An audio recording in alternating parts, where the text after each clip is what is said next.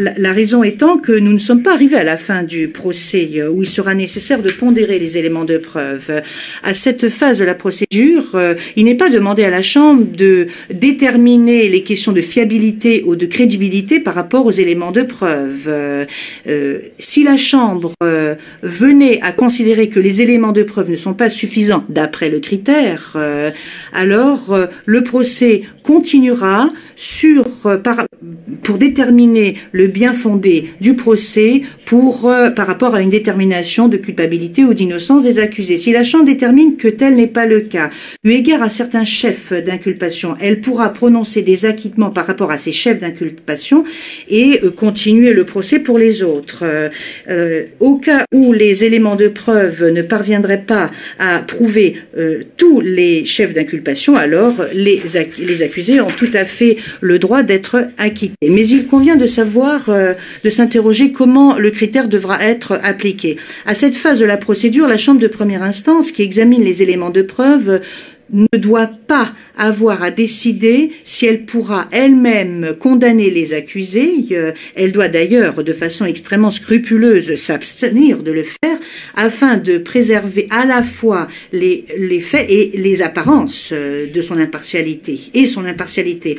En conséquence, le critère est un critère très objectif. Sur la base des éléments de preuve dont vous êtes saisi, est-ce que toute chambre de première instance, agissant de façon raisonnable, condamnerait les accusés? Et en décidant si toute chambre de première instance pourrait de façon raisonnable condamner les accusés, cette chambre s'abstiendra également d'évaluer la crédibilité et la fiabilité des éléments de preuve présentés lors de dépositions ou documentaires, ce qu'elle fera à la fin du procès lorsqu'elle évaluera la pondération des éléments de preuve qui permettront de déterminer la culpabilité ou l'innocence. Cela parce que nous ne sommes pas encore à cette stade de la procédure envisagée par l'article 74 du statut. Alors, que la Chambre décide de pondérer la crédibilité ou la fiabilité à cette phase, elle ne s'occupera plus d'une requête aux fins d'insuffisance de preuve, mais de quelque chose d'autre pour lequel il n'existe aucun précédent et aucune jurisprudence, ce qui ne correspond pas à la structure procédurière du statut. Et cela est important. La tâche de la Chambre consiste à décider maintenant s'il y a des éléments de preuve qui ont été présentés et abordés qui vous permettrait de justifier une condamnation. Alors, de toute évidence, cela signifie que la Chambre, lorsqu'elle évaluera les éléments de preuve en tant que fonction du critère à appliquer pour déterminer ce qu'il en est au sujet de la requête. Alors, si on peut appeler cela une pondération des éléments de preuve, mais c'est une pondération extrêmement limitée. En mettant en œuvre et en appliquant le critère, la Chambre choisirait de considérer les éléments de preuve de l'accusation prise de la façon la plus élevée. Alors que nous nous trouvons à mi-parcours, donc toute pondération et évaluation des éléments de preuve est extrêmement limitée. Ce n'est pas le type de pondération d'éléments de preuve qui se passe à la fin d'un procès, lorsque tous les éléments de preuve à charge et à décharge ont été entendus. S'il s'agit d'éléments de preuve directs qui impliquent les accusés par rapport au crime allégué, alors l'affaire doit continuer à aller de l'avant. Et ces éléments de preuve seront évalués à la fin du procès. S'il s'agit d'éléments de preuve indirects, ils seront évalués seulement de façon extrêmement limitée afin de déterminer s'ils peuvent, de façon raisonnable, étayer les déductions que l'accusation demande à la Chambre de dégager afin d'établir la culpabilité. Une fois de plus, les éléments de preuve indirects pris au niveau supérieur et seulement s'ils étaient les déductions factuelles requises pour justifier une condamnation, si tel est le cas, l'affaire doit aller de l'avant. Et ce n'est seulement si les éléments de preuve sont incapables de justifier une condamnation que le chef ou les chefs d'inculpation ou l'affaire doit être abandonné. Alors je vais expliquer comment le critère devra être utilisés. Nous avançons bien entendu que les éléments de preuve doivent porter sur toutes les allégations essentielles factuelles nécessaires pour justifier une condamnation. Il doit y avoir également des éléments de preuve eu égard au mode de responsabilité allégué. Toutefois, la Chambre doit envisager ses charges ou ses chefs de façon globale. Si eu égard à une charge particulière, il y a des éléments de preuve relatifs à au moins un des événements sous-jacents qui l'étaient, alors tout le chef d'inculpation doit être considéré. Peu importe si les éléments de preuve ensuite n'étaient pas tous les événements allégués sous-jacents à ce chef d'inculpation.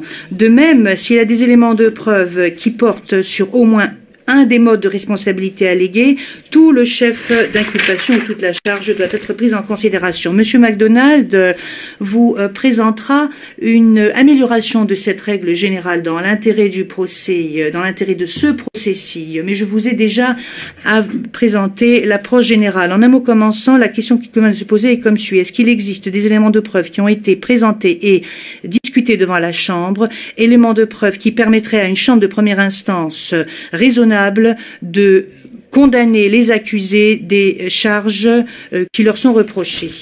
Je vais maintenant vous parler de la requête dans le contexte d'un régime de présentation des éléments de preuve. Donc, je vous ai parlé de l'évaluation, de la pondération des éléments de preuve avec les éléments de preuve présentés par l'accusation pris à leur niveau le plus élevé. Accusation, je vous ai également dit qu'il faudrait s'abstenir d'évaluer la crédibilité et la fiabilité des éléments de preuve à cette stade de la procédure, à l'exception de quelques circonstances extrêmement limitées. Cela signifie qu'il y a un régime, ce qu'on appelle un régime de recevabilité des éléments de preuve, une sorte de régime de procédure lorsqu'il y a ce type de requête présentée au niveau national, au niveau international, et je pense à la situation. Il y a une seule autre situation dans laquelle s'est retrouvée une autre chambre de première instance de cette Cour. Toutefois, cette chambre, à la majorité, a adopté un régime de présentation des éléments de preuve, ce qui signifie que ces éléments de preuve doivent être présentés et abordés pour être pris en considération pendant le procès et que les questions de pertinence, de recevabilité, de pondération sont réservées aux délibérations finales de la Chambre à la fin du procès. Cela n'est pas une émission par rapport ou une ingérence plutôt par rapport à l'aptitude de la Chambre à s'intéresser et à gérer des requêtes d'abandon de charges.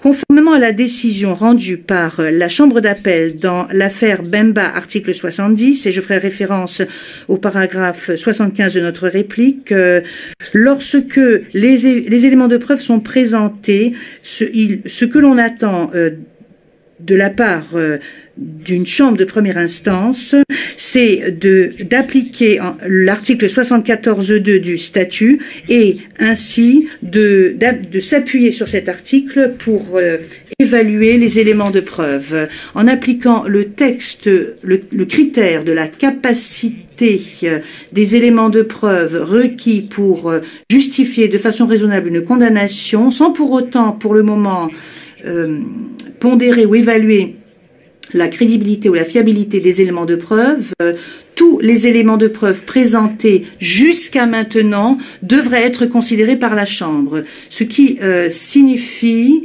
que les requêtes aux fins d'insuffisance de preuve s'inscriront parfaitement dans la structure du statut. Vous aurez remarqué qu'au paragraphe 54 et au paragraphe suivant de notre réplique, nous avons présenté des idées quant à l'approche qui devrait être adoptée pour évaluer les éléments de preuve documentaires ou présentés lors de déposition. Je ne suis pas en train de vous demander d'évaluer les éléments de preuve pour le moment. Cela sera fait en fin du procès.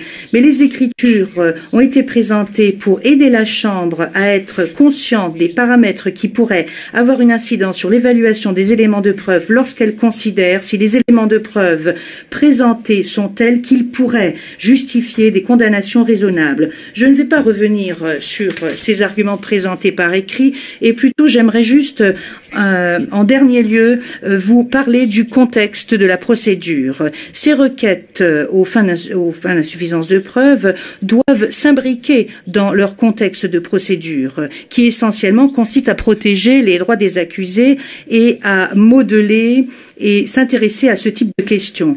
Je vous ai expliqué comment cela devrait fonctionner, eu égard au régime de présentation des éléments de preuve. Contrairement aux tribunaux ad hoc, cette Cour dispose de l'article 61, l'article de la procédure de confirmation de charge, ce qui permet de protéger les droits des accusés en assurant qu'il ne pourra être jugé que si les éléments de preuve ont permis de divulguer des raisons substantielles de croire que l'accusé a commis les crimes qui lui sont reprochés.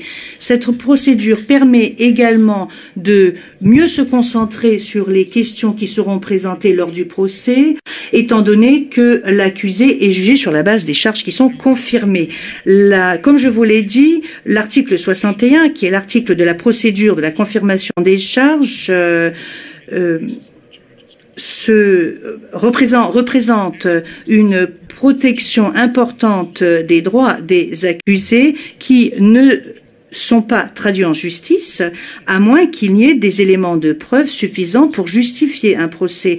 Ce qui peut expliquer en partie pourquoi d'autres chambres de première instance de cette Cour n'ont pas autorisé des requêtes aux fins d'insuffisance de preuve à être entendues. Quoi qu'il en soit, à partir du moment où le procès a commencé, la charge de la preuve pour l'accusation revient à l'accusation. Elle est la norme d'administration de la preuve au pénal au-delà de tout doute raisonnable, indiquant que l'accusé a bien commis les crimes qui lui sont reprochés. Donc il y a une autre sélection des éléments de preuve qui peut se produire à mi-parcours du procès pour déterminer si les arguments de l'accusation tels qu'ils ont été présentés sont tels qu'ils justifient la poursuite du procès. Alors pour conclure, je vous dirais que cette Cour n'a qu'une expérience très limitée de ce type de requête demandant l'abandon des charges. Dans l'affaire Outosang, la Chambre de première instance a adopté le critère que j'ai décrit. Toutefois, une majorité, et non pas l'ensemble de cette Chambre, a évalué les éléments de preuve d'une façon telle plutôt qui aurait plutôt dû avoir eu lieu à la fin du procès. La majorité l'a fait au vu de ces circonstances exceptionnelles dans cette affaire, parce que pour plusieurs raisons, les éléments et l'argument de l'accusation s'étaient effondrés et étaient en lambeaux, ce qui n'est absolument pas la situation ici. Nous avons de nombreux éléments de preuve qui ne peuvent aboutir qu'à un seul résultat. Les accusés devraient présenter leur défense. Ce procès devrait parvenir à son terme pour déterminer le bien fondé de leur culpabilité ou de leur innocence. Nous vous indiquons donc qu'il ne faut pas faire droit aux requêtes d'abandon de charge et ce procès doit se poursuivre jusqu'à sa fin. Le président, écoutez, ce ne fut pas véritablement une réponse. Vous vous êtes contenté de réitérer et de résumer ce qui avait déjà été présenté par écrit. Wants to ask a question. Le juge Anderson souhaiterait vous poser une question suite à ce que vous venez de dire. Le juge Anderson. Merci, Monsieur Stewart. Une question brève sur l'approche adoptée par la Chambre s'agissant des éléments indirects et les déductions que l'on peut dégager de cette appréciation à ce stade de la procédure. Car, comme vous le savez, cette affaire est fondée sur la thèse de l'accusation, sur la présentation d'éléments directs sur lesquels la Chambre est appelée à faire des déductions. Quelle est votre position lorsqu'il s'agit ou lorsqu'il y a possibilité de tirer plusieurs ou de parvenir à plusieurs déductions sur la base des éléments présentés? Monsieur Stewart, notre position est la suivante, monsieur le juge. Si l'une ou l'autre de ces déductions peut militer en faveur d'une condamnation, eh bien l'affaire doit être poursuivie jusqu'à la fin. Parce que vous n'êtes pas censé pondérer la fiabilité et la crédibilité des éléments de preuve maintenant et parvenir à la conclusion, à savoir que c'est la seule déduction possible pour déterminer la condamnation ou l'acquittement des accusés. Notre position est la suivante. Tant que ces circonstances peuvent étayer de manière raisonnable une position qui militerait en faveur d'une condamnation, alors à notre avis, l'affaire doit se poursuivre et la Chambre doit statuer sur le fond de l'affaire. Le Président, pendant que vous êtes encore debout, je vais vous relire une partie de votre écriture que j'ai trouvée, ma foi, assez étrange et je vous demanderai de vous expliquer. Vous avez dit: comment la Chambre devrait-elle appliquer ce critère à ce stade de mi-parcours du procès? La Chambre de première instance doit apprécier les éléments de preuve, mais ne doit pas déterminer si elle-même pourrait parvenir à une condamnation de l'accusé. En effet, elle devrait s'abstenir de manière scrupuleuse de faire cela afin de préserver les faits et la perception d'impartialité de la Chambre. Est-ce que vous pensez que si la Chambre procède à l'appréciation des éléments de preuve,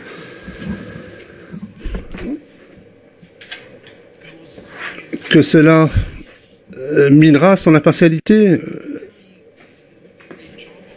Je pense que c'est le rôle même de la Chambre de première instance que d'apprécier les éléments de preuve, Monsieur Stewart. Oui, effectivement, c'est le rôle de la Chambre de première instance de procéder à cela, et à la fin du procès, vous êtes appelé à le faire. C'est votre fonction d'ailleurs. Mais la raison pour laquelle j'ai tenu ces propos, c'est que nous faisons face à une requête d'abandon des charges pour insuffisance d'éléments.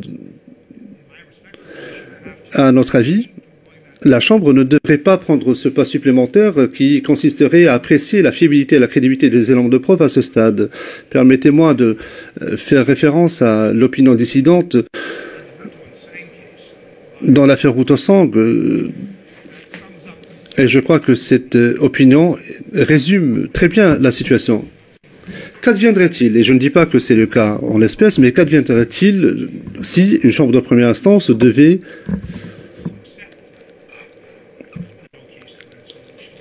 faire droit à une requête d'abandon des charges parce qu'elle aurait déjà procédé à l'appréciation des éléments de preuve et estimerait que, peu importe, elle ne parviendrait pas à une condamnation. Mais pour ce qui est de l'appréciation de la fiabilité et de la crédibilité, je ne parle pas d'une évaluation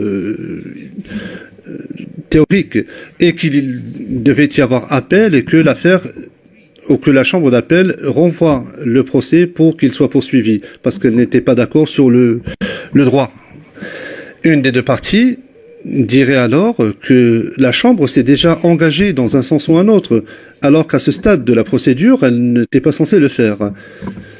Et prenons le cas contraire. Si la Chambre d'appel, la Chambre de première instance rejette la requête pour insuffisance de moyens à charge et le fait d'une manière qui engage l'appréciation des éléments. Donc, comment est-ce que les accusés se sentiraient? Qu'est-ce qu'ils penseraient de cette affaire? C'est pour cette raison que nous avons tenu ces propos. Ce n'était pas, surtout pas pour dire ou laisser entendre que la Chambre agirait de façon qui manquerait d'impartialité. Non, c'est plutôt le fait et la perception également. Je vous demanderai votre indulgence un instant. Lorsque j'exerçais le droit au Canada, j'ai participé à une affaire où c'était l'affaire d'une jeune femme qui était entre les mains d'un proxénète qui voulait en faire une prostituée. Donc nous avons présenté nos moyens et cette femme a dû témoigner. À un moment donné, elle a éclaté en larmes. Et la défense a présenté une requête aux fins d'abandon des charges. Et le juge a admis qu'il a cru le témoin ou cette personne lorsqu'elle a témoigné. Et donc, nous avons dû abandonner les charges parce que à ce stade-là de la procédure, donc à mi-parcours, la Chambre n'était pas censée, les juges n'étaient pas censés indiquer leur position. C'est pour protéger l'accusation et la défense, mais c'est aussi pour protéger la procédure judiciaire dans son ensemble, Monsieur le Président. C'est ce que j'ai à dire en guise de réponse. Le juge président. Et je vous poserai une dernière question. Vous avez dit à 2 ou 3 reprises, vous avez parlé de la structure de la procédure. Et vous avez évoqué le statut. Dans le statut, où est-ce que vous voyez une disposition relative à une requête pour abandon des charges? Monsieur Stewart, il n'y en a pas. Il n'y a pas de telle disposition. Le juge présente très bien. Soit. Monsieur Stewart, cela n'a aucune incidence sur les arguments que nous avons présentés. Nous sommes fondés sur des juridictions, la tradition devant des juridictions nationales. Mais nous avons besoin d'une structure et cette chambre pourra contribuer à l'édification d'une telle structure pour cette affaire et pour d'autres affaires à venir. Le juge président, très bien, merci. Nous allons faire la première pause, donc et nous reprendrons à 11h30 et c'est monsieur MacDonald qui aura la parole. Merci, très bien. Nous allons suspendre l'audience.